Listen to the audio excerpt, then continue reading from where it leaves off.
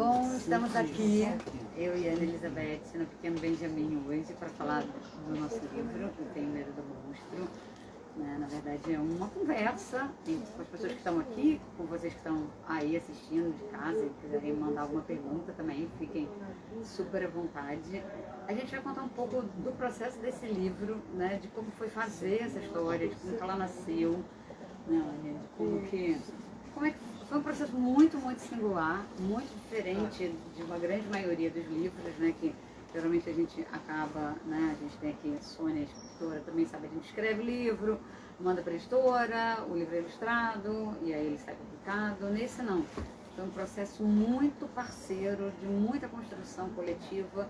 É um livro que ele é contado nessa interseção mesmo do texto com a ilustração, né, tem a linguagem do texto, tem a linguagem imagética ali juntas, contando essa história desse monstro, que não é um monstro qualquer, mas que é um livro com muitas camadas, né? Mas antes da gente chegar lá nas camadas, contar um pouco como é que ele começou. Em 2011, se eu não estou enganada, eu recebi um pedido de uma editora para escrever um livro que falasse sobre abuso sexual para crianças pequenas. Tipo, falar sem falar.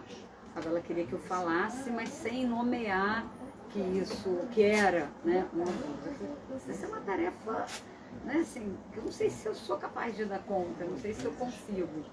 E aí eu fui embora com esse desafio na cabeça. E dali eu passei no escritório de uma amiga que estava, né, na verdade era da Márcia Leite, que abria Pulo do Gato. E aí ela ainda não existia Pulo ainda, e ela estava com vários livros, né, estrangeiros que ela estava ali analisando e tal. E ela botou em cima da mesa enquanto ela terminava uma coisa que ela tinha que fazer, que a gente ia sair para jantar. E eu fiquei olhando os livros, e tinha um livro de umas sombras enormes. Como é o nome desse livro? Depois ele foi traduzido A Mulher. Que é a Mulher Gigante da Casa 88 ou da Rua 88. Uma coisa assim. É um livro... Mas é um livro muito específico, assim. Se olhar, vai reconhecer. E aí tem umas sombras, assim. E aí aquelas sombras enormes ainda estava numa língua que eu não compreendia, então eu só estava lendo ali as imagens. E aquelas sombras foram me dando uma ideia. Eu falei, cara, a história vem para essa sombra, né, esse monstro, alguma coisa que vem, que a criança não vê. E aí fiquei com aquilo na cabeça e eu acho que num tempo muito curto eu consegui transformar aquilo numa história, mandei e tomei o primeiro não na minha frente, né? Porque na verdade a pessoa que me pediu o texto gostou muito, mas o alto escalão da editora brecou, falou, tá louca, né? Isso não vai vender. Imagina, falar disso, que absurdo. Então vamos combinar que a gente estava ali na virada de 2011 para 2012. E aí ela então, em 2012, me escreve super triste, né, pedindo mil desculpas. E aí o texto ficou parado. E aí ela queria abrir a editora dela, acabou que não rolou. Mas nesse ela querer abrir a editora, entra a Anne no processo. Isso. Que aí ela chama a Anne e aí a gente começa a fazer a primeira edição no texto. Né? Então, só antes de passar, Anne, assim, a primeira versão desse texto, o monstro era nomeado, as crianças tinham nome e tinha mais alguma coisa. E a mãe era uma enfermeira. Aí a gente foi cortando, né?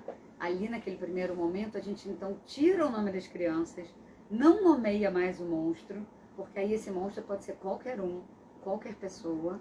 As crianças sem nome poderiam ser qualquer criança, estaria ali dentro, mas a mãe ainda era uma enfermeira.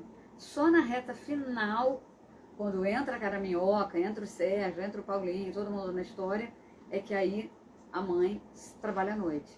Então percebam que quanto menos elementos a gente traz para a história, mais ela cresceu, né? Porque antes era a história daquelas crianças, com aquele monstro específico, aquela mãe. Agora não. O monstro pode ser qualquer um, qualquer mãe que trabalha à noite pode caber ali e qualquer criança pode caber ali naquela história, né? Mas aí, Anne, conta como é que você entrou nesse engraçado, projeto. porque a gente tem, assim, a Anne e eu temos parceria já há muitos anos, né? A gente já tinha feito alguns livros juntas e tudo, enfim, a gente está sempre muito próxima uma da outra, mas eu entrei nesse projeto através dessa editora, né? Que eu acho que até sem a Ana saber, muito provavelmente, acho que sim. ela me chamou num salão do livro Finilige, né, que era um evento que existia na época e tudo. E a gente foi tomar um café e ela falou, quero te fazer um desafio. Porque era um momento em que eu estava num processo de transição muito próprio dos ilustradores do Brasil, que é ir para Sarmed estudar, né? Assim, Sarmed é a grande revolução para os ilustradores aqui do Brasil, né? E eu estava indo para passar um tempo lá, para passar alguns meses lá estudando, e ela me chamou e falou, eu quero que você vá para lá pensando nesse projeto. E eu conhecia o texto porque a Ana, no momento que escreveu, me deu para ler e eu li. Li como leitora, li como amiga, como parceira de ofício e tudo, mas nunca nem, até pelo perfil da editora original, eu nunca nem pensei nesse livro em formato algum, de maneira nenhuma, não tive nenhuma ideia criativa para ele. Quando essa editora me convidou, aí deu o estalo. E aí deu o primeiro susto, né? Isso era 2013, quando ela me chamou, né? Essa história já tinha começado em 2011. E aí foi que me deu o primeiro estalo, assim, de caraca, será? Né? Será que eu quero tocar nesse assunto? Será, né? Então era um momento, assim, muito de uma excitação, pô, que legal, porque é um projeto desafiador e tudo, e ao mesmo tempo de não querer, porque era um projeto extremamente desafiador, né? Mas enfim, embarquei e a gente fez essas... E aí rolou Chegou a fazer algumas reuniões, né, pensando nisso. Que foi um momento muito bacana, assim, porque foi como a Ana falou, foi um projeto que fugiu muito do usual, né, nesse sentido da produção. E a gente chegou a se reunir com ela em São Paulo, a gente chegou a se reunir com ela durante o salão e tudo.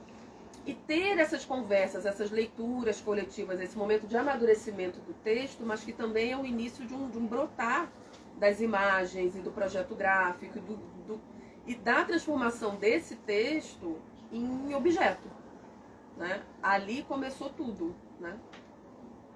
E aí foi muito curioso, assim, porque quando veio, né, assim, a gente animou, né, quando a gente fez a reunião em São Paulo, uau, agora, né, vai sair, que legal. Mas esse agora vai sair já era 2014, ou seja, já era mais um ano, assim, né?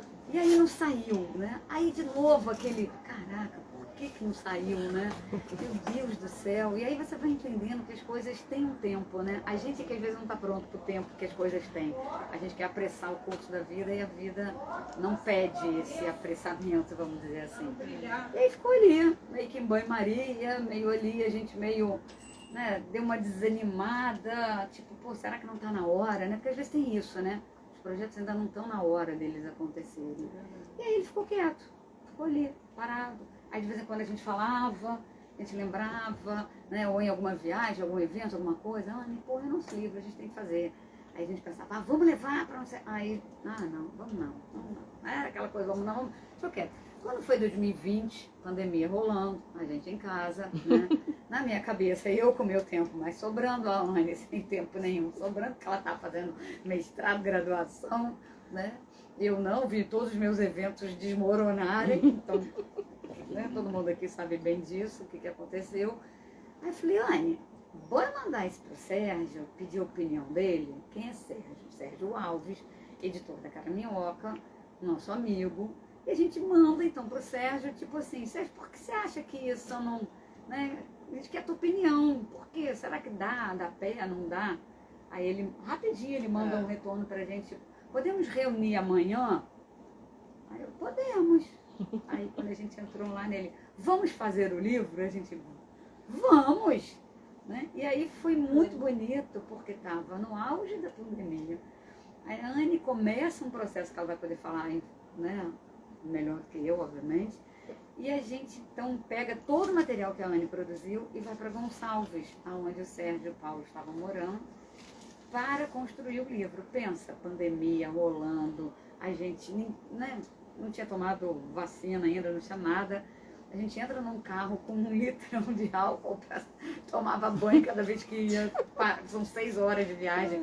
A gente parava para ia ao banheiro, né? Não parava para comer, porque a gente estava todo mundo muito inseguro. A gente Sim. tinha uma carta convite para entrar. Era setembro de cidade, 2020 ainda, a gente não tinha vacina. Tinha barreira sanitária nas cidades, então a gente chegando lá, né, medindo. E assim, a gente temperatura. foi porque os meninos estavam em Gonçalves, que é super mato, assim, era uma casa isolada, eles estavam em isolamento. E aí, Eu moro em Campo Grande, sim, numa casa também, em total isolamento, e a Ana mora em Copacabana, mas numa casa, num ateliê, enfim, estávamos todos em isolamento. Então a gente sabia que tinha ali uma proteção, né? Assim, um mínimo de segurança, né? pelo A gente menos sabia, a gente né? sabia. E foi quando e foi a primeira vez que eu, pelo menos, saí de casa desde o início, né? Então teve isso, né? E aí nós fomos para lá, para quê? Para compor esse livro como um todo, para entender o que faríamos do ponto de vista, né, gráfico e para fotografar o que a gente imaginava que ia ser, né? Paulo é o editor. Não, conta aí. Paulo Ana. é. Então, o Paulo Otero trabalha com o Sérgio na Caraminhoca. O Paulo é um puta fotógrafo, assim, um super fotógrafo e artista visual. Então, o Paulo entra nesse... Bom, enfim, a gente está contando a história toda entre camadas, né? O Paulo entra nessa história no sentido de trabalhar comigo nas costuras visuais, né? Por quê? Porque quando a Ana me chamou para reativar o projeto, de novo eu pensei, meu Deus, caraca, eu quero, eu posso, eu devo Peraí, um entrar. parênteses. Isso ela só relatou numa vez que a gente estava assim se apresentando, e eu assim, miserável. Porque, assim, a começar pela temática, era um momento que, de fato, eu estava no meio do mestrado, iniciando a escrita da dissertação, fazendo estágio de docência, remotamente, assim, tudo aquilo.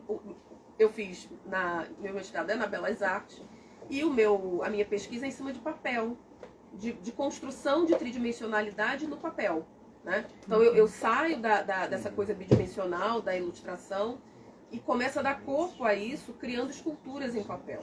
Então eu estava nesse momento, no olho do furacão, e eu tinha inventado de fazer uma graduação em História. Então eu tinha isso e tinha trabalho, né? Porque assim, a pessoa não pode parar de trabalhar, porque a pessoa tem contas a pagar.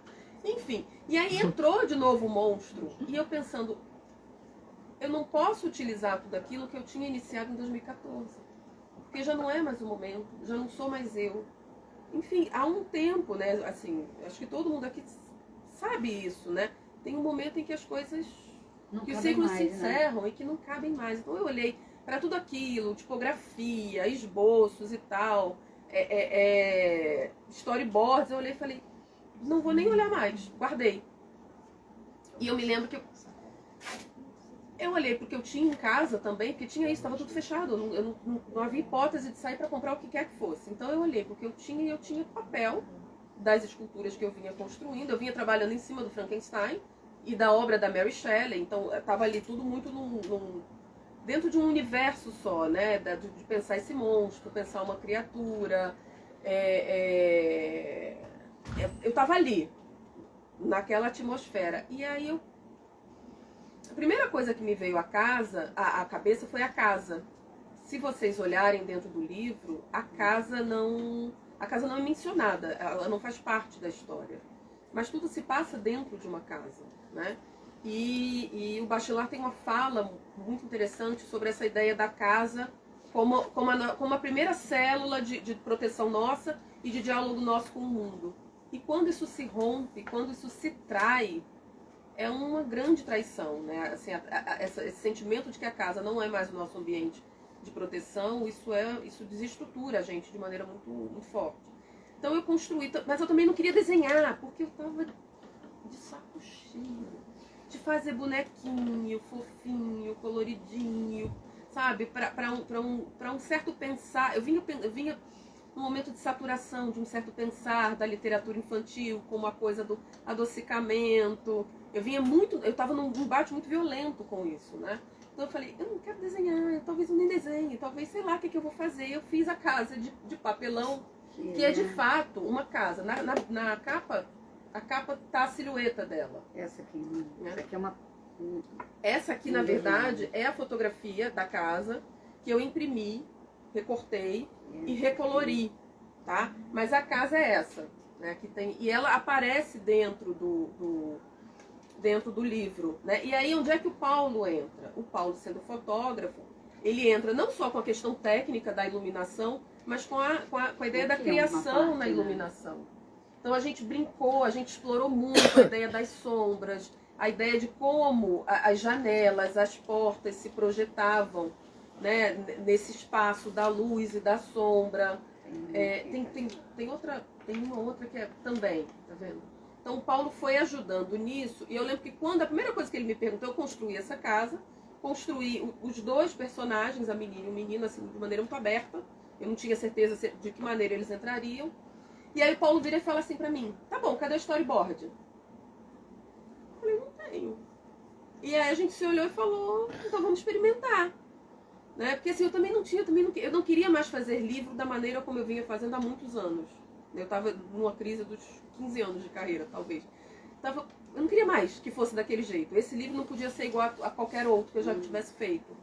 Eu queria romper com um modo de fazer, queria pensar outros projetos. E aí a gente entrou nessa brincadeira. Então tinha um momento certo do dia, na verdade era mais pra noite que a gente fotografava, mas algumas coisas só podiam ser utilizando a luz do dia, né? E aí a gente construiu, a gente tem para mais de 2 gigas de imagem, né? É muita foto, a gente tem páginas. Foi legal também porque a gente passava assim, a gente ficou ali imerso, foi tipo uma imersão literária, né? Pensando, o que é esse livro, né? Para que a gente está botando esse livro no mundo, né? Sim. Qual o propósito dele, né? Por mais que a gente saiba que o livro tem seus caminhos, né? A gente ficava pensando por que nós 4, nós 5, na verdade, estávamos ali construindo, né, isso tudo. Eu falo nós 5 porque a Lisa estava lá com a gente e ela começou a criar trilha sonora. Então a gente sentava à noite na varanda para ficar discutindo o livro. E enquanto isso, assim, muito intuitivamente, a Lisa pegou o violão e começou a dedilhar ali, e foi nascendo uma música que era praticamente um lamento de dor, um lamento de tristeza. Então foi quase uma imersão literária, né, Anne? Assim, que a gente pôde ficar pensando que não é um livro, é um livro que ele vai falar sobre a questão do abuso de criança, mas ele não é um livro como existem milhares, né, que hoje já tem publicados, com uma galera fazendo um trabalho super bacana, de prevenção. Isso não é um livro para trabalhar com prevenção, porque aí é muito mais, mais didático. Não sei se a palavra seria mais didático, mais informativo, mas assim, talvez mais fácil de ser aceito, porque você está trabalhando com a prevenção. Mas isso é uma história muito, muito dura, né? O que eu acho bacana também da gente comentar é que nessa coisa de se sentar à varanda e conversar e tudo, eu acho que isso resgata um modo de criar. Vemos, de alguma maneira, eu acho que só o Paulo talvez não tenha experiência com teatro, mas a Ana, eu, o Sérgio, né? O Sérgio foi ator profissional há muitos anos, a gente parecia uma trupe de teatro, né? E resgata uma coisa que para mim é muito importante, para a Ana é muito importante, para o Sérgio, que é essa figura, primeiro, do editor como alguém que ajuda nesse processo, né? Eu costumo dizer que o editor é como um diretor de cena, né? Porque ele tem um distanciamento do diretor, ele olha o projeto como um todo e ele consegue alocar as peças e deixar que cada um contribua da melhor maneira possível para o projeto.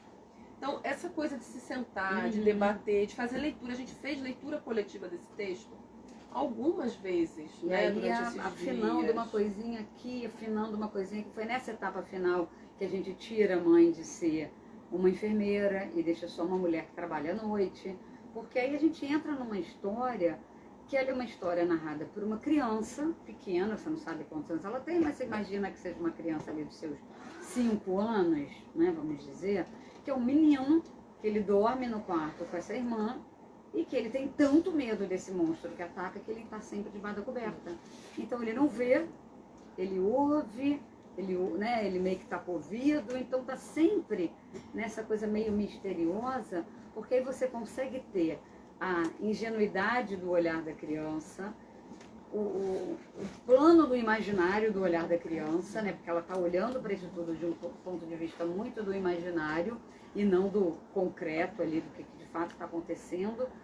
E aí ele pode ter essa narrativa, mas o leitor que está vendo, ele tem outras narrativas, né? Então ele foi uma história que acabou tendo muitas camadas, que, por exemplo, uma criança pequena, há pouco tinham aqui 2 crianças de 5 anos.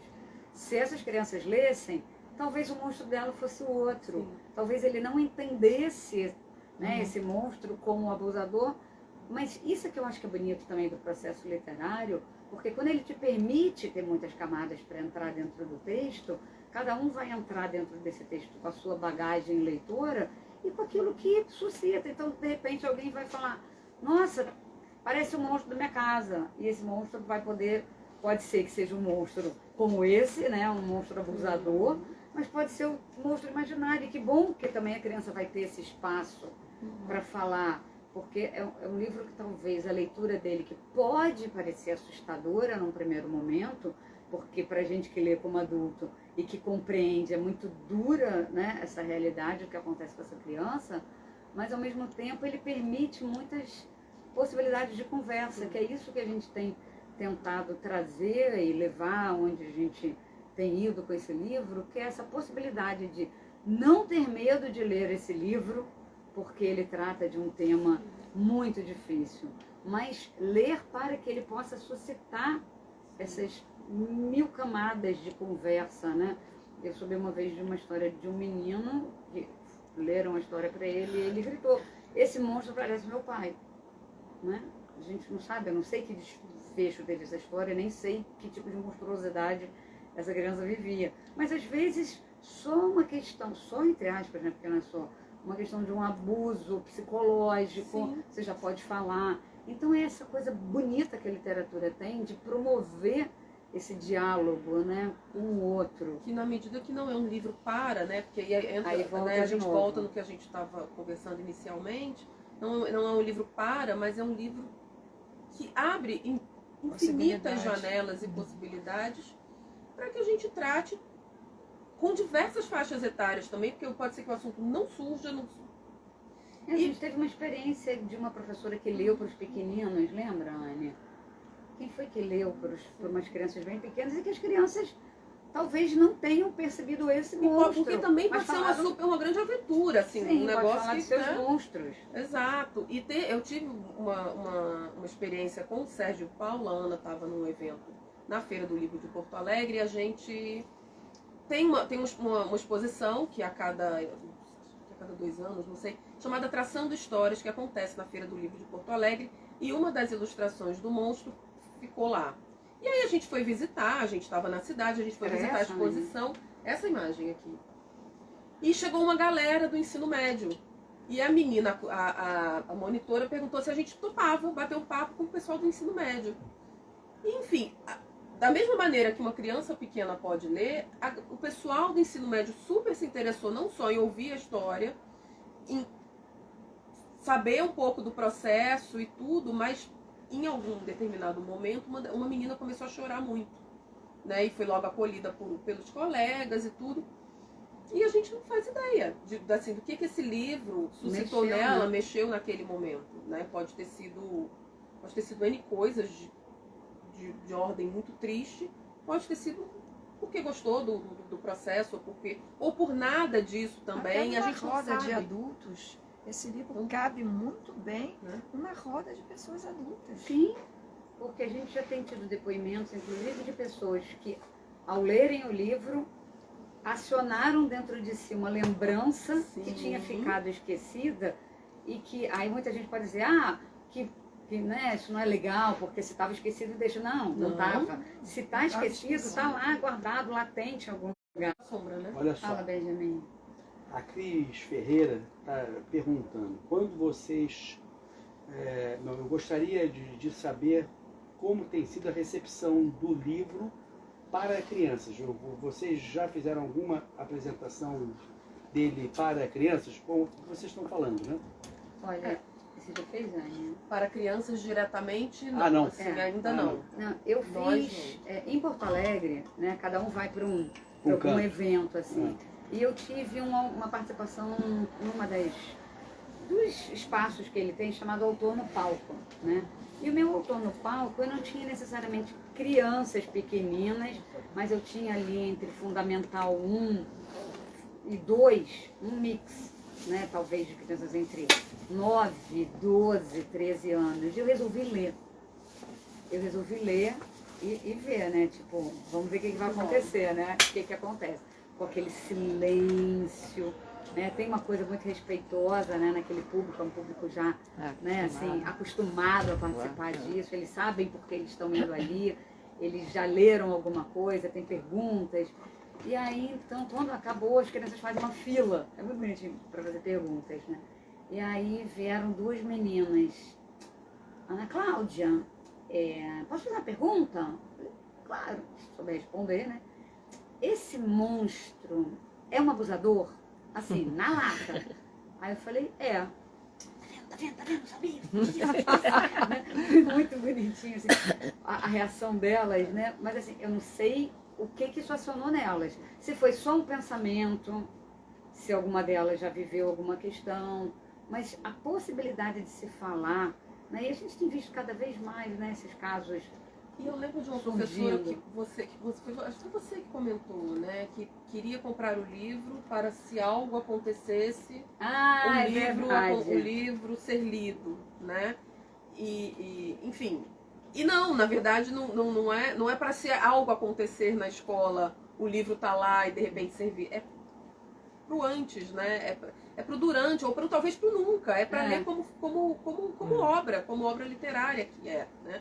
Eu acho que a gente às vezes esquece, assim, acho que às vezes a gente sai um pouco, o adulto sai um pouco dessa função da mediação e a gente assume meio que uma função de guarda, né? De policial do que a criança deve ler. Do que pode e que não pode. Né? Do que pode e o que não pode. E tem aquele limiar que é muito delicado, né? Entre aquilo que já suscitou curiosidade, o que pode estar ali, e o que ainda não gerou curiosidade. E a gente às vezes se embanana nisso, o adulto se embanana nessa coisa de querer proteger excessivamente, de não querer tocar nesse assunto que ele dói muito. E a criança lida com esses tais temas difíceis ou temas inadequados, com muito mais. A criança tem outra lógica, né? A lógica da criança não é a lógica do adulto, né? Mas você ia fazer uma pergunta. Não, eu ia fazer um comentário, se puder. Pode? Eu recentemente estava vendo uma entrevista do Tino Freitas, que ele tem aquele livro Leila, né? Não sei se vocês conhecem, mas é também uma história de abuso sexual, né? Na verdade, os personagens não são pessoas, é o polvo, é o abusador, e enfim, tem outro personagem. E aí ele faz esse comentário um pouco próximo do que vocês estão fazendo, que assim, ele já teve a oportunidade de ler esse livro com muitas crianças e que as interpretações são as mais diversas. Muitas vezes a criança, especialmente quando ela é mais nova, ela não percebe que houve um abuso entre os personagens ali, né? De um personagem em relação ao outro. E ela vê outras coisas, né? Percebe outras coisas. E um outro apontamento que ele coloca, que eu achei interessante também, que tem a ver com esse diálogo que vocês estão trazendo, é a questão de que muitas vezes o adulto, e a gente sabe disso, quem trabalha com leitura, com mediação de leitura também sabe disso, né? Sendo autor ou não sendo autor, né? Assim, é que muito legal o seu livro, mas não compra para o seu filho. Sim, ele faz esse comentário. Muito legal, a proposta, não sei o quê, mas não compra para o filho. Né, como se aquele fosse um assunto, um tema proibido. Quer dizer, mas na leitura dele adulto, porque a criança pode nem estar percebendo isso. Né? Então, assim, esses temas fraturantes, delicados, que tem uma opção de nomes, eles também vão para diferentes maneiras. Vocês citaram aqui também uma coisa que eu achei interessante, é que muitas vezes a gente tem no mercado, né, livros, hoje esse tema está sendo um pouco mais abordado se a gente pensar no mercado de literatura infantil juvenil. Mas a gente vai ter aqueles que vão trabalhar, acho que de uma maneira mais literária, o tema, que é o caso de vocês, do Tino, né? Mas você tem também aqueles que é uma prevenção, um livro quase didático, no sentido da prevenção. A gente tem alguns exemplos de bons livros, não estou dizendo que o livro não seja bom. Sim. Mas ele é muito direto na prevenção de, olha, não deixa botar a mãozinha aqui, não sei o que, parará, né? Quer dizer, tem uma prevenção, né? Onde, na verdade, o ato do abuso não acontece no livro, mas há uma prevenção, né? Esse livro do Tino, ao contrário de vocês também, quer dizer, tem, né? Ele permite diferentes interpretações, mas a situação do abuso, ela tá muito clara ali, né? Sim. Tá muito clara não, ela acontece. Ela Claro acontece, que a criança mais sim. nova, ou sei lá, ou ela vai acionar diferentes possibilidades ali de memória, de interpretação também, né? Quer dizer, então acho que é interessante, o livro de vocês eu acho muito bom, porque ele é muito literário, né? Então... E tem uma coisa nisso, né?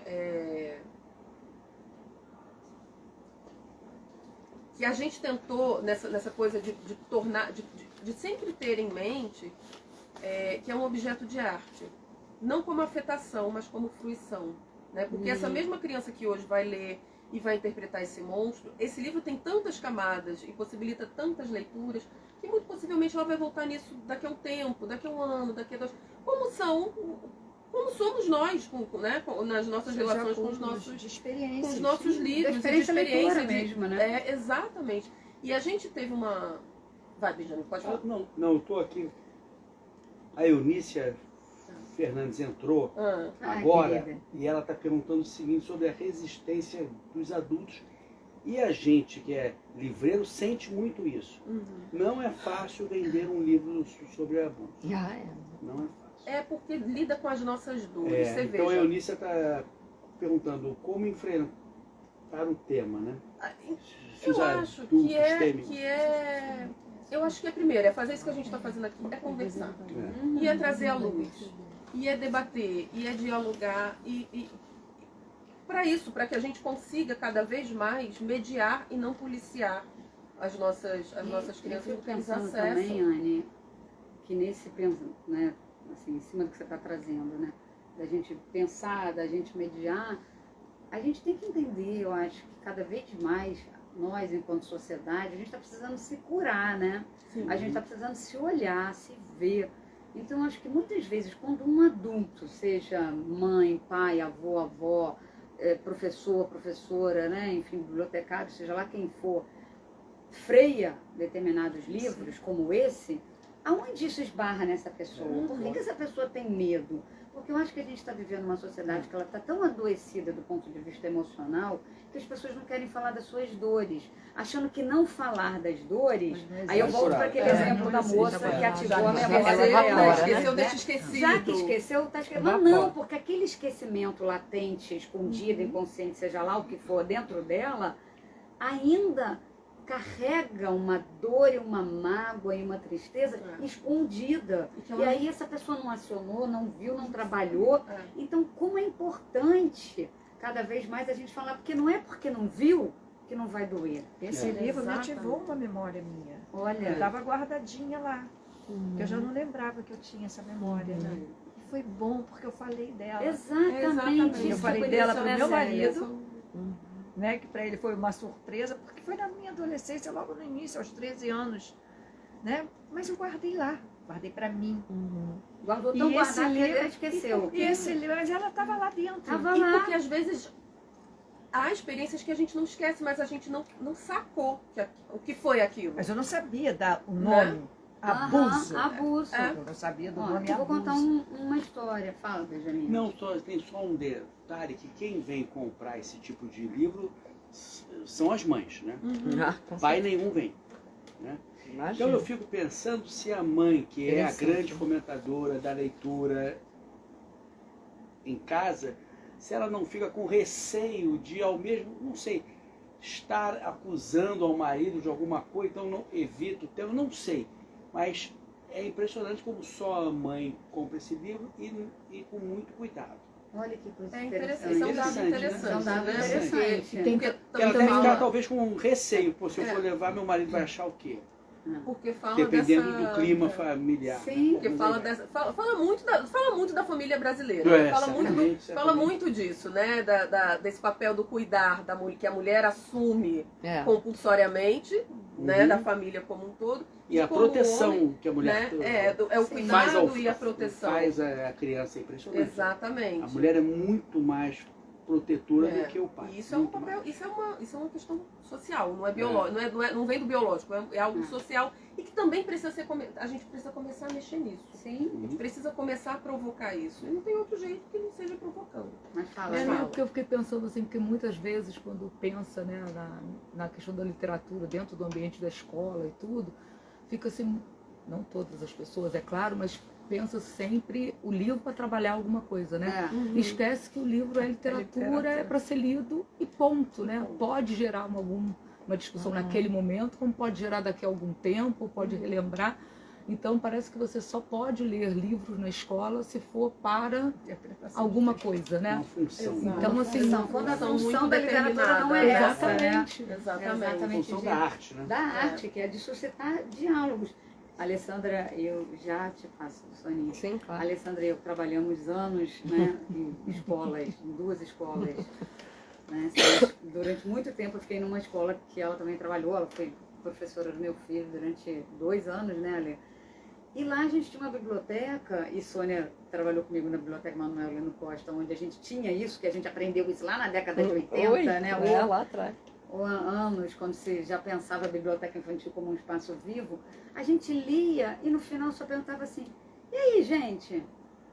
Aquele aí, gente, às vezes a história ficava um silêncio. E você sabia que não era para falar nada.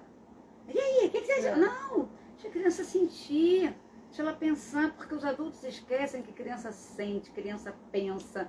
Os adultos crescem e ela vai eles sentir esquecem 2 dias que depois. Exatamente. Assim Um como mês nós, depois. exato. Precisa de um tempo, né? Precisa pra de um poder- tempo. A gente precisa de um tempo para Porque a criança não digerir. Eu falo que a pensa. história tem que morar aqui dentro. Ela fica lá um tempo. Ela fica Exatamente. ali, Ela tá sendo morando, digerida, né? né? Elaborando. Fala, Soninha. Mudando um pouquinho de... Não, mudando mais ou menos. Continuando no livro. Mas é que eu me lembrei uma questão que eu queria perguntar até para a Anne, que tratou da parte mais do texto visual, né? Não sozinha, mas enfim, tá na mão dela também. Eu assisti uma live uma vez da professora Maria Margarida, lá de Portugal, Maria Margarida. Não sei se o primeiro nome é Margarida, tem Margarida Maria, enfim. Muito legal, mas ela trabalha com esses temas também, analisando, não só em Portugal, mas em vários lugares, esses livros chamados fraturantes, delicados. Ela, inclusive, que acho que cunhou esse termo, fraturante, se eu não me engano. Acho que foi ela. Mas ela fala uma coisa muito interessante, que é a questão da imagem. Ela fala que estes temas, né, que vêm sendo desenvolvidos na literatura infantil, juvenil, né, eles têm como um grande aliado o texto visual, né, que muitas coisas, claro, ela fala do texto verbal também, mas que o texto visual, ele é um grande aliado para o desenvolvimento, para exploração, desses temas, né? Porque são outras leituras que a gente faz, né? Claro que o texto verbal também é polissêmico, também permite diferentes leituras, não é que o texto verbal não faça isso, né? Mas o texto verbal é mais verbal, né? Mas claro, digamos assim, o texto visual ele deixa mais vazios ou mais possibilidades de leitura, talvez. Não sei se você pensa sobre isso, se você vendo o livro pronto, você contou um pouco como é que você começou. A questão depois de pronto, como é que você vê isso? A questão imagética, o grande lance é que a imagem chega antes. Né? Você vê a capa do livro, você leu o título, mas você vê a capa do livro. Então, há que se ter um cuidado muito grande nesse sentido, porque é a justa medida entre provocar, mas não repelir, né? O texto da Ana é um texto que por si só se constitui. A gente consegue pegar ele numa folha, né, no Word e ler, e há sentido ali, né? Ele é independente. Isso me deu muita liberdade para eu ir pelas tangentes, para eu ir pelas frestas, para eu buscar interpretações outras que contribuíssem, que ampliassem essas leituras. Não à toa a ideia da casa, que não tem casa. Eles moram num lugar, evidentemente, mas não fala a palavra casa. Então, a primeira coisa que eu consegui inserir ali foi essa casa. Ela existe. E essa casa é tanto um brinquedo na mão dessa menina e desse menino, como ela também pode ser a casa onde eles vivem. E fica sempre esse jogo, porque ela hora parece desenhada, ela hora parece fotografada. E uma outra coisa que tem... Né, tem uma polissemia muito grande, né? Nessa de buscar outras coisas que o texto já estava dizendo, não precisava seguir. É esse limiar entre a realidade e o sonho, porque o menino vai dormir. E é quando ele vai dormir que a coisa começa. Então, vai num crescendo, que eu acho que está tudo fora da ordem aqui, mas quando ele vai deitar, né, ele está na cama e tudo, e tem um bosque. Agora, por que esse bosque? O bosque é um arquétipo muito forte, Sim. né? E tinha originalmente nesse texto um momento em que a menina falava da mão. Ela reclamava, tirou também. Era um lamento e tudo. Eu falei, opa, que parecia muito um diálogo do lobo mau com a Chapeuzinho, né? Ai, por que essa mão tão grande? Não sei se a Ana teve essa ideia. Nem imagino, a gente nunca nem conversou sobre esse ponto especificamente. Mas na hora eu pensei, é o Chapeuzinho. Assim, tem muito de Chapeuzinho, tem muito do lobo, é um bosque. E foi um outro elemento que eu fui explorando nessa imagem. Então esse bosque, à medida que a coisa vai se tornando mais... O bosque vai chegando ao clima, né? Sim, da história. A parte da mão era aqui, Anne, era nessa parte. Naquela noite o monstro apareceu. Eu sabia que ele tinha chegado porque escutei minha irmã falar: hoje não, por favor, de novo não. E antes era assim: hoje não, por favor, de novo não, sua mão é tão grande. Aí a gente foi tirando algumas coisas para deixar que tivesse uma... Até para dar para saber, respiro na dor. Trazer uma Isso, outra história que possa interferir nesse texto lindíssimo, né? É a justa medida entre provocar, mas não repelir, para não chocar, né? Nada que sobre no sentido de chocar, de doer em onde não é necessário, né? Então eu lembro que eu estava dando uma oficina, na Feira de Bolonha, quando estava ainda a feira rolando online, eu dei uma oficina de ilustração e comecei a trabalhar com recorte, com os alunos e tal. E na hora que eu criei essa imagem não era nada, assim, de fato. E aí me veio essa parte do texto, eu falei, é isso, é um bosque. E dessa ideia do bosque é que eu fui vindo pro início da história, ou seja, não é linear. Mas o texto me permitiu. O texto é tão complexo, né? A palavra ali é tão complexa que me permitiu fugir e ir por outras provocações simbólicas. E eu acho isso muito importante. Agora, isso só é possível, de novo, quando a gente não tem medo de dizer que algo é literário. Porque não é qualquer coisa que é literária. A gente não pode aceitar qualquer coisa como literária. Tem uma questão de provocação da linguagem, né? Então, assim, tem isso no texto, já tinha isso no texto e cabia a mim ampliar ao máximo na imagem. Como ilustradora, né, do livro da Ana, assim, quando não está dado, porque ali o texto não está dado. Isso lhe permite, você tem mais liberdade de criação ou daquele quando é tá assim, muito dado, você tem que ilustrar o livro. Texto, tenho medo. Não é assim, não está dado. Não é. E isso permite, a pergunta é essa, isso te permite ter mais liberdade? Muito mais, porque assim, se já está dito, embora não esteja dado, me permite também, assim, me permite ser, me permite voar. São as tais camadas, me permite criar, né? me permite, porque na ilustração a gente a imagem tem diversas funções. Então, sim, existem livros em que tá a palavra cereja, a palavra casa, e a depender do que aquele livro se propõe fazer, a gente ilustra uma casa. Precisa ilustrar, né? Existem diferentes funções de imagens para diferentes tipos de textos, para diferentes tipos de livros. Me cansa um pouco, artisticamente falando, me cansa um pouco hoje estar nesse papel. Né? Então, fazer um livro como esse é muito mais provocador e é muito mais interessante. Porque eu posso surfar ali, posso ir... Esse trabalho, se a gente olhar as pastas todas de imagens digitalizadas, fotografadas, desenhadas, etc., a gente podia fazer, sei lá, 15 livros diferentes sobre o mesmo texto. Por causa disso, no final, eu já não sabia mais o que entraria.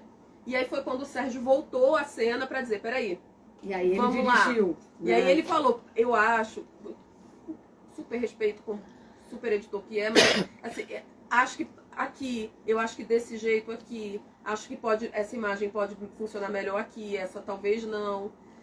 Então é muito mais libertador trabalhar dessa trazer maneira. também um debate, uma discussão, né, assim, um pontuamento, né, de que esse mesmo trabalho que o Sérgio fez com as imagens, né, ali entrando com o Paulo e com a Anne, dando essa direção, acho que é a função de um bom editor, né? Então a gente precisa ter bons editores nas casas editoriais, porque assim, eu não dou conta, né, das pessoas que falam assim, ai, ninguém mexe uma vírgula do meu livro. Pelo amor de Deus, sabe? Que presunção, que prepotência.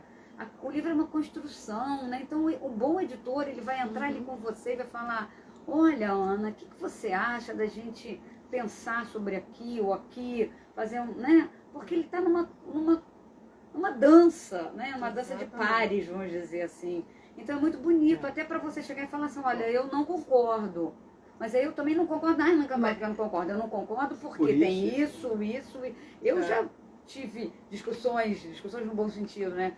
Com uma editora amiga querida que ela queria que eu trocasse uma parte do livro. Eu falei, eu não troco, mas eu vou te explicar por quê. Ou então, quando um outro editor, você tira essa palavra. Eu falei, não podemos tirar essa palavra, porque essa palavra é importantíssima que ela exista. Então, esse conjunto, esse pensar, esse bordado, assim. Só que às vezes as pessoas querem tudo tão para ontem, ou querem publicar, ou querem fazer, e não se dão esse tempo da maturação, né, do texto, da maturação do processo. Falando aqui, o próprio Sérgio aqui falou aqui, não é fácil vender e nem é fácil editar. Livros assim, mas são imprescindíveis, né? Sim. A arte pode transformar. E eu adiciono isso, que eu estava conversando com o Alfredo da Pé de Livro, que ele na semana passada me falou, Benjamin, eu vou fazer aqui vamos fazer um evento em torno de um livro sobre abuso. Aí eu falei, eu também. O que você acha? Falei, é difícil, mas vamos tentar. Eu vou te dizer como foi o sábado aqui, porque ele quer fazer alguma coisa conjunto lá. Legal. Então, para você ver, e o que você fala de editor é fundamental. Sim, fundamental. O que você vê hoje de autopublicação, que você vê histórias desperdiçadas, porque a pessoa se achou, é impressionante. O editor é um farol fundamental, tanto para o mercado quanto para as edições. Nas próprias editoras, a gente às vezes tem um excelente publicador de livros, que saca do mercado e mas ele não edita, ele não dirige. Essa coisa da direção de cena, de saber que é um objeto polissêmico e entender essa dança, isso é fundamental, isso é decisivo para um livro. Eu tenho livro de diferentes editoras, né? Então eu tenho assim, disso, né? Isso acontece mesmo, né? Então, você vê o olhar de um, o olhar do outro, né? Um sugere mais, um sugere menos, um não fala nada quando você quer ouvir. E aí tem essa coisa também, né? Já que assim, a gente tem livro com a Sônia, tem livro, 500 livros com a Ana, também tem essa coisa dessa parceria, né? Porque tem né? Me perguntam se eu permito algum tipo de interferência sempre. Sim, todas as É uma pertinentes. troca, né? Agora, não para me dizer assim, coloca o personagem de olho azul. Isso não dá. Não é isso. Não se trata disso, mas se trata da gente conversar, da gente, sabe?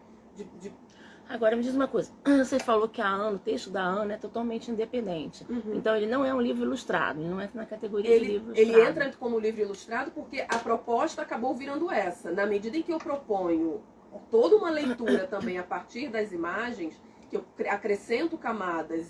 Porque assim, eu tenho uma dúvida assim, porque eu acho que assim, todo bom ilustrador, ele vai fazer isso a partir de um texto, assim. Sim. Todo bom ilustrador, ele vai gerar 1000 interpretações a partir dali. Sim. Aí por aí todo livro seria ilustrado também, assim. Seria considerado como um livro ilustrado também. A depender desse tratamento que o ilustrador, que normalmente hoje em dia também faz o projeto gráfico, ainda que não seja ele que vai entrar no InDesign e montar um livro, normalmente o ilustrador pensa esse projeto gráfico também, tá? A depender do quanto esse ilustrador caminhe junto com a obra... O quanto ele está acrescentando, né? É um livro ilustrado. Porque assim, o que eu tinha entendido antes é que o livro ilustrado, ele tem uma interdependência total. O texto, ele não funcionaria sozinho, ele precisaria das imagens. Ele entra entendeu? nessa Assim, interdependência aí- na medida em que as duas coisas caminham forma uma juntas. terceira. Não porque a palavra começa e a imagem termina o que ela está dizendo, mas quando eles se entrelaçam de tal maneira que aquele livro vira um infinito. Isso é um livro ilustrado. E eu penso assim também, né? Aqui, quando É um o encontro texto, de ele não linguagem. precisava... se você lê o texto sozinho, a história está lá, né? Mas na hora que a Anne entra com esse trabalho, nasce esse objeto livro, né? Esse objeto livro, ele é esse cruzamento, essa interseção, porque existem sim, Márcia, aqueles livros, né? Sobretudo para os bem pequenos, né? Que muitas vezes a gente pensa um projeto e a gente pensa um projeto onde você vai suprir o texto para a imagem contar. Então, por exemplo, eu agora vou lançar um livro em que eu fui tirando. Por quê? A ilustradora tá entrando. Então, eu precisava deixar o mínimo possível para que a imagem contasse. Agora, se ela não entra, texto. se ela não entra, a palavra tem que estar lá. A palavra tem que estar lá, Então, exatamente. É isso. Ao mesmo tempo, Anne, que eu fico pensando, né, assim, eu tenho refletido muito sobre isso hoje em dia. Quando a gente fala hoje do livro para crianças, ele tem as duas linguagens, né? A linguagem verbal e a linguagem imagética. Então são duas linguagens juntas contando uma história. Então eu penso, né? Gostaria até de levantar esse debate em mais espaços, né?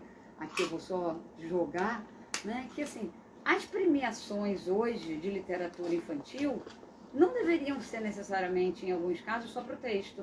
Porque é o objeto livro. É aquele texto com aquelas imagens que ficou sensacional. Porque talvez aquele texto com uma imagem empobrecesse aquela história, né? Aquele objeto livro. Então, é um objeto. É um objeto.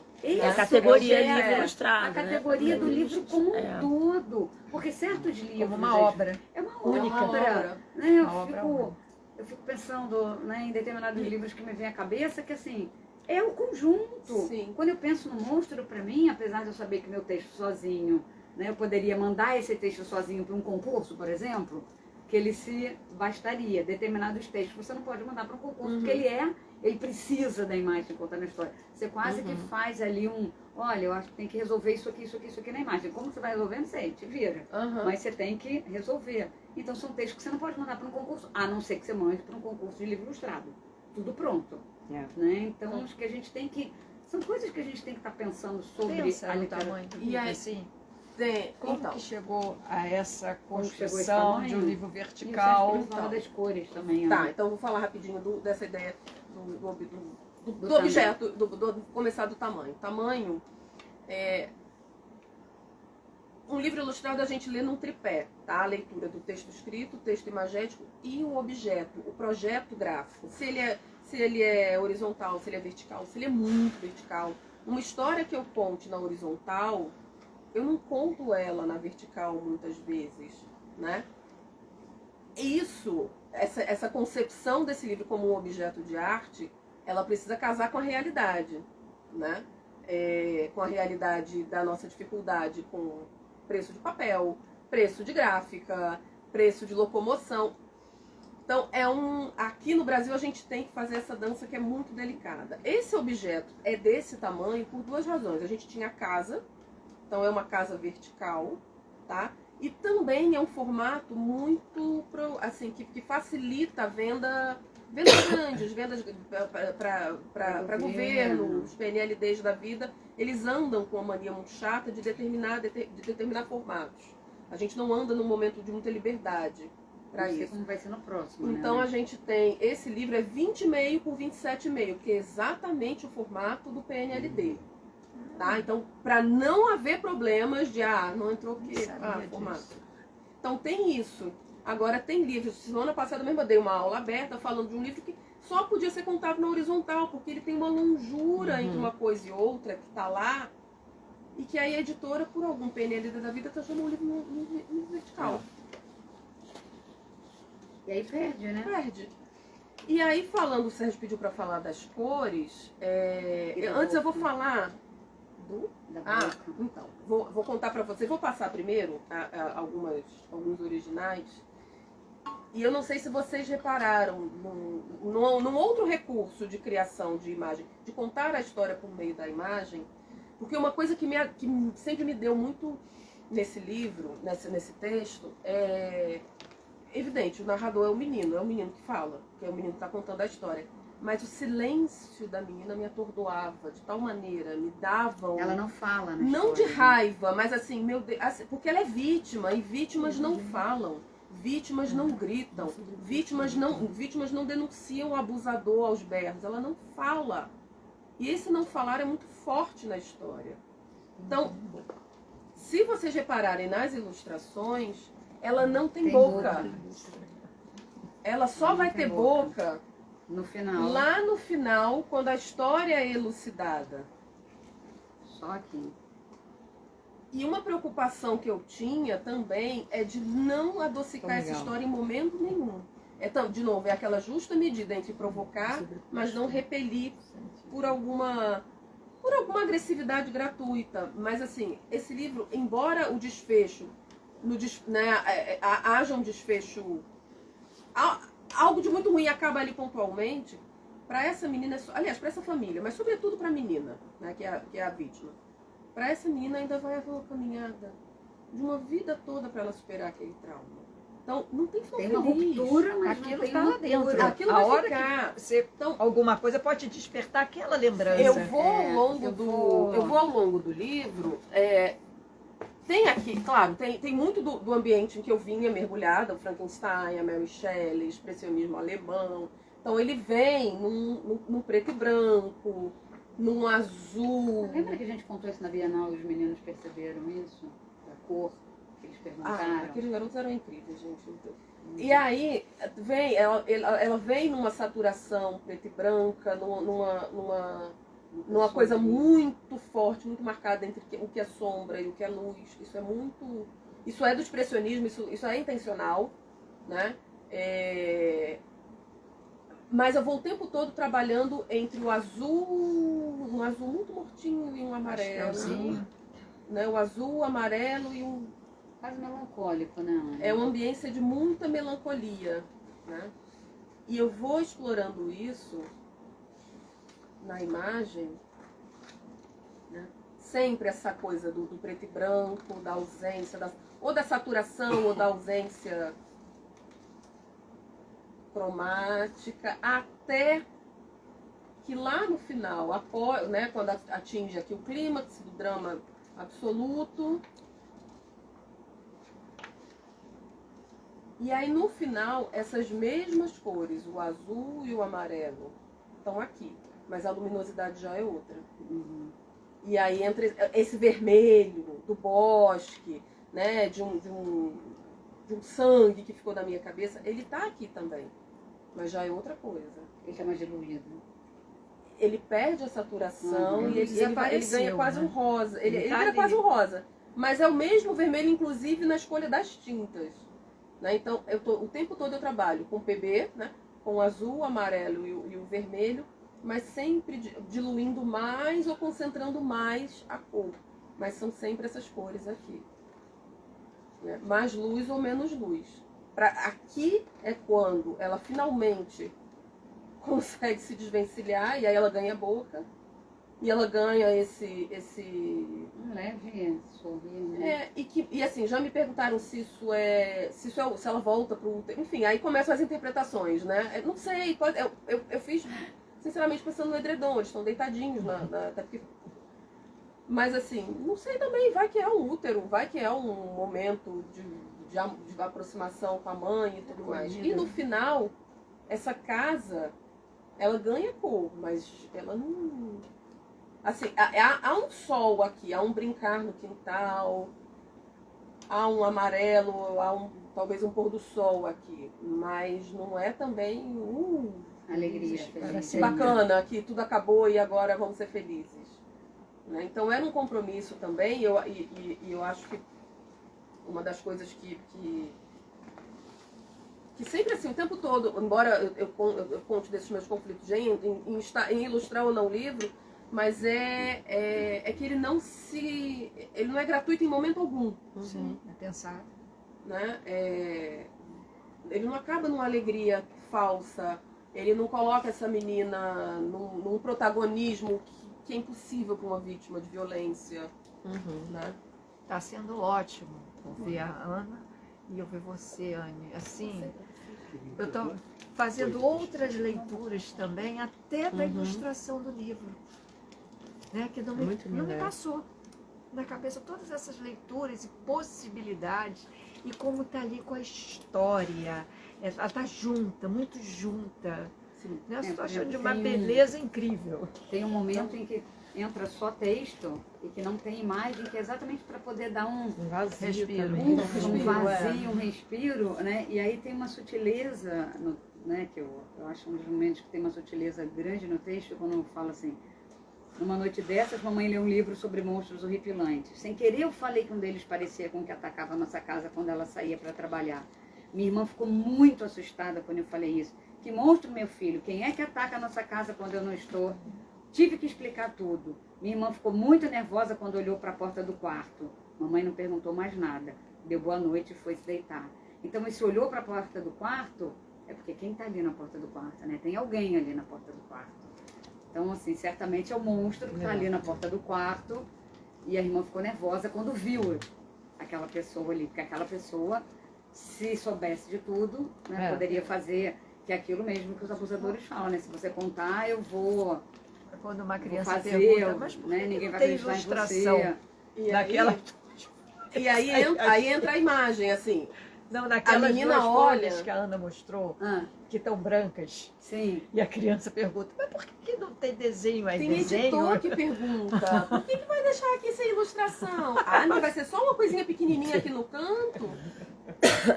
Né? Mas assim, aqui, quando a menina olha para a porta, eu podia ter desenhado uma porta em perspectiva, um homem, uma figura, mas esse homem não aparece também. Até em porque a gente não momento sabe algum. nem quem é essa pessoa. Não sabe. Né? Quem Então, é esse assim, monstro? a Não tá única dado, coisa não tá necessária dado. aqui era colocar a menina. Ela. E talvez nem ela. Talvez se eu fizesse hoje esse livro, eu nem colocasse ela.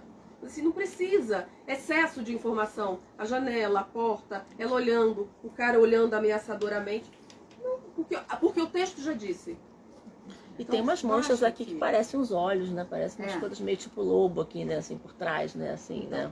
Tem uma coisa bem aqui, né? Bem... Aí, vários, pois né? é, aí tá vendo? Aí já é uma leitura sua. Assim como uma leitura uterina, aí é aquilo. Tem coisas que são muito intencionais, mas tem coisas que são mero acaso, assim.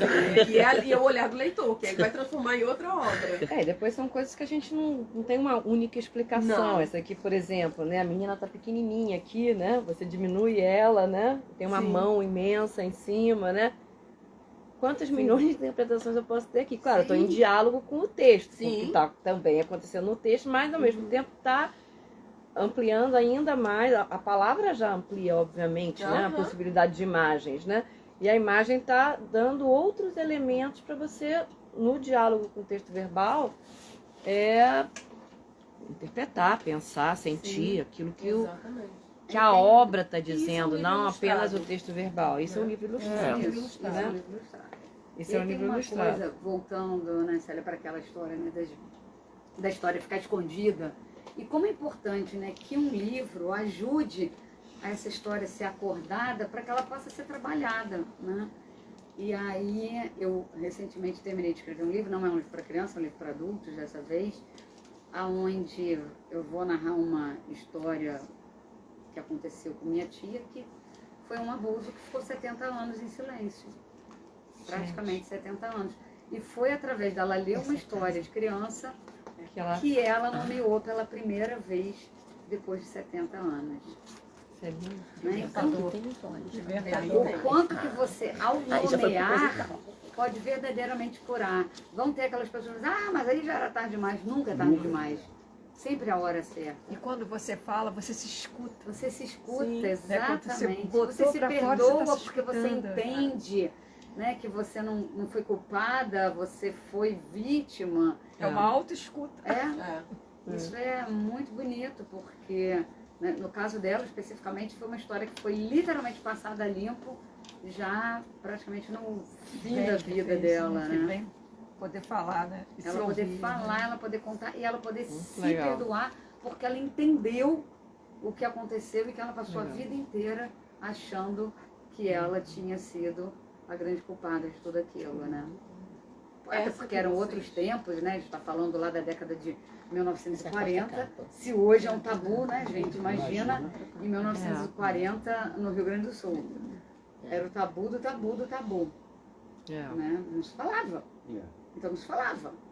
Silencia porque ninguém pode saber.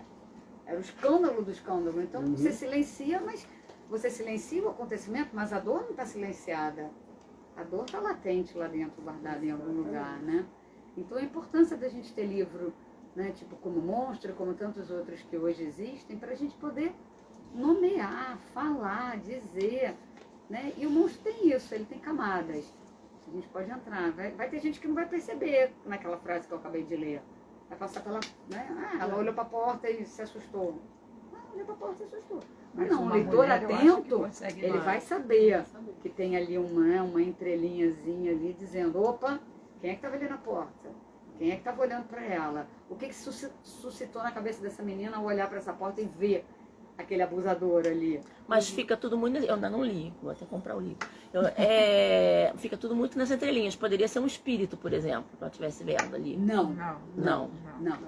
Ah, Ou é um tá. monstro, É um infantil, é porque como infantil. é o menino que conta essa história, ele acha que é um monstro. Uhum. Ele não sabe o que é. Agora, né? quando eu li, eu não imaginei que ela estivesse olhando pro... Eu imaginei que fosse uma forma dela mostrar pra mãe o Também. medo que ela tinha. E não que ela estivesse vendo efetivamente. Ah, mas ela olhar tá. pra porta seria Já uma são- dica. Já são Já era interpretações, suficiente, né? Já era interpretações suficiente pra mãe possíveis. entender. Aham, pode ser São também. possíveis. A Mas você pessoa não acha- precisava nem estar ali. Ana, possíveis. assim, toda É mulher possível. que lê esse livro, na mesma hora vai entender Sim, que é um claro que vai. abusador, Sim. porque a maioria das mulheres, seja em que nível for, já foi abusada de alguma forma, numa condução, Sim. numa rua. Uhum. Você sofre, a mulher sofre muitos E abusos. quantas vezes. Né? Não precisa ser essa Assédios, situação, Sim, né? assédios. Mas a gente sofre muito abuso. Então qualquer mulher, qualquer adulto vai entender numa Às vezes não é um história abuso, é um assédio, infantil, né? É. Sim. né, numa literatura infantil, que ali tem um abusador. Uma criança, às vezes, não, depende da sua experiência. Mas uma mulher uma adulta, mulher entende, ela ela sabe ela o que tá entende falando. e aquilo que você falou que eu acho super importante, assim, a história quando dispara coisas na gente, né, assim, quando a gente só agora entende que aquela vez, que aquele adulto que era frequentava, Que colocou aquilo você era- no colo, ou te segurou de um jeito Isso. que na hora te incomodou e aquilo ficou, mas você Exato. não... Né? Essa história tem uma coisa que eu acho interessante porque ela não fala, ela fala de abuso, mas ela não fala de defloramento, que são coisas diferentes. Uhum. O abuso não necessariamente pressupõe defloramento. Sim. Então, assim, existem muitos níveis de abuso, abuso. sexual e de abusos de maneira geral, mas de abuso sexual existem muitos níveis. Então, claro Você que fica pensando, dispara. por que um carro de mulheres no metrô? Sim. Né? Então, Por isso. essa vivência que as mulheres Sim, têm. sim, é verdade. É verdade. Olha aqui, Marcinha, só tu respondendo a sua pergunta, né? Tem uma parte, já no final, que aí o menino fala assim, e de repente ouvi a mamãe gritando muito. O monstro se assustou e disse, você não devia estar trabalhando? Eu conhecia aquela voz, tá. mas os Que gritos legal. da mamãe e do monstro, mas o choro da minha irmã, tudo me deixou com muito medo. Não tive coragem de abrir os olhos, tapei os ouvidos, não queria escutar mais nada. Ah, então tá claro Uhum. que ele existe. Ele existe. Ele existe. Uhum. E é conhecido, ele conhecia é, aquela é. voz. Ele conhecia, só que Exatamente. como tá aí acho que a grande sacada desse texto foi estar na voz do menino. Eu sempre Porque me arrepio quando Ele está fala, eu contando de um conhecia ponto aquela de voz. vista da criança que ouve a voz e conhece a voz, aqueles passos que vêm pelo corredor, então na cabeça dele, a irmã tem que contar, porque a mãe deve conhecer uma armadilha para pegar monstro. Uhum. Né? Então, tanto que Tô quando curiosíssima. acontece no final, ele fala assim, bem que eu desconfiava que o monstro tinha medo da minha mãe. Isso Né? é ótimo. Então, porque ele está nessa pegada, né, dele entender A dentro mãe é do ponto de heroína. vista dele. A mãe, imagina, para um constrói- menino de, sei lá, Imagina, 4 anos 4, 5 anos, é a mãe a ali. deusa máxima. É claro que ela sabe todas as respostas. E aí, Coitada você dessa não, mãe, assim. não deixa claro quem Ela é o pega monstro. Cabe É. a qualquer um. Mas na cabecinha dele, No final fica em aberto. né, assim, a mãe sabia armadilhas para Até pegar porque monstro. nessa idade a mãe é tudo, né? Não Mãe é? é a protetora, é aquela que a gente chama toda hora, mãe, ô mãe. É. Ela surge, né? Não só nessa idade, né? Mas depois a gente aprende que mãe tem defeitos, né? Que mãe que não é a mamãe não tem as heroína, né? respostas, Tem não fragilidades. Né? Mãe chora, mãe fica triste, enfim. Mas é isso, gente. É isso, né? Obrigada por vocês estarem aqui. Nossa, Excelente. bom, eu agradeço por essa oportunidade de ter vários olhares, além desse. Eu sou apaixonada pelo livro. Muito bom. Muito obrigada, menina. É sempre muito importante, assim, meninos também, né? É muito importante a gente Falar Não, e é sobre muito esse enriquecedor a gente poder ver os originais também. É muito legal, né? Assim, Eu você acho vê isso as legal. ilustrações, assim, a gente poder ter Desde pouca sempre, oportunidade, né? De ver. de colocar De os ter, de originais você na mão do trazer. leitor. É legal A isso, né? porta-capa, Bem né? legal. Ó, aqui obra do acaso. Foi super por acaso, eu também fazendo uma outra oficina e acabou virando também. Deixa de ser uma Virou casa, né? a quarta capa do livro. E vira a quarta capa do livro. né? Legal. Mas esses olhos que ela menciona aqui é intencional. Ah. Muito Aqui bom. não foi por É acaso. isso? Aí não foi por acaso. Eu vou Maravilha. comprar aqui.